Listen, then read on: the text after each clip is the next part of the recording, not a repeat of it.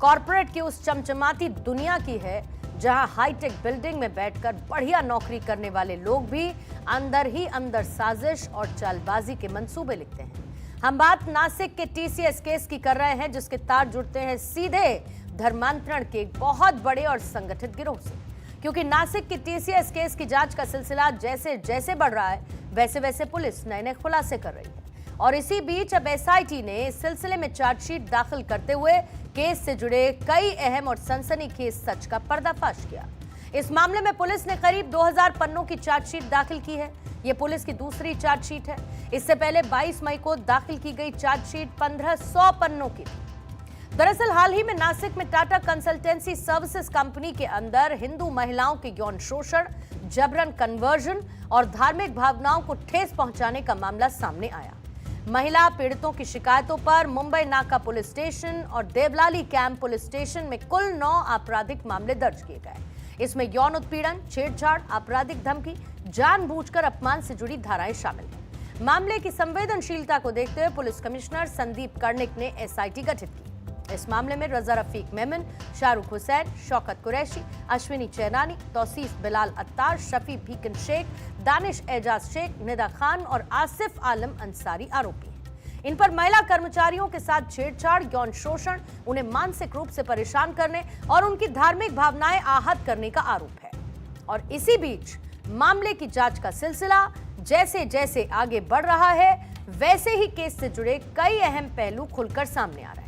Police ने इस case की जांच से जुड़े हुए डिजिटल प्रूफ्स को खंगाला तो मामले की कई परतें खुलती हुई नजर आई। एसआईटी ने खुलासा किया कि महिला कर्मचारियों को पहले दोस्ती और भरोसे के जाल में फंसाया गया और इसके बाद उन पर मानसिक दबाव बनाया गया, फिर कथित तौर पर धर्म परिवर्तन के लिए मजबूर किया गया। कई पीड़ितों ने आरोप लगाया कि विरोध करने पर उन्हें नौकरी, करियर, बदनामी का डर दिखाया गया।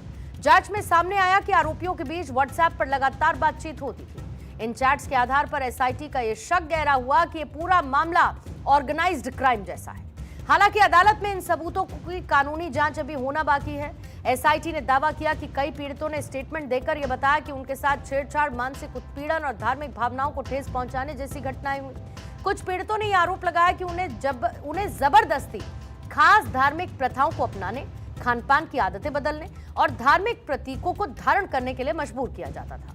और मामले के तार अब राजनीतिक गलियारे से भी जुड़े, जहां पुलिस ने एआईएमआईएम के कॉर्पोरेटर मतीन पटेल से पूछताछ की। मतीन पटेल पर आरोप है कि उन्होंने गिरफ्तारी से बचने के लिए भाग रही मुख्य आरोपी निदा खान को अपने ठिकाने पर पनाह दी।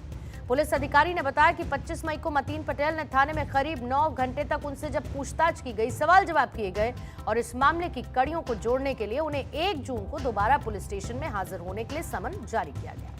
यानी पुलिस अब उन लोगों पर शिकंजा कस रही है जिन्होंने आरोपियों को छिपने में मदद की। लेकिन सच तो यह है कि कॉर्पोरेट की सालीशान दुनिया में जहां टैलेंट और तरक्की की बात होनी चाहिए, वहां हाईटेक केबिन के पीछे साजिशों का एक ऐसा घिनौना खेल खेला जा रहा था जिसने पूरे देश को झकझोर कर रख दिया। दोस्ती का मुखौटा पहनकर और करियर तबाह करने की धमकी देकर जिस तरीके से महिला कर्मचारियों को निशाना बनाया गया, वो इस बात का सबूत है कि अपराध का कोई तय ठिकाना या पहनावा नहीं होता।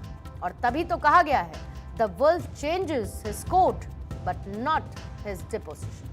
बहरहाल 2000 पन्नों की इस चार्जशीट ने साजिश की परतों को खोलना शुरू कर दिया है और सियासतदानों ने होती हुई जांच की आज अब उन आखिरी चेहरे तक पहुंचेगी जिसने इस घिनौने सिंडिकेट को पनाह दी।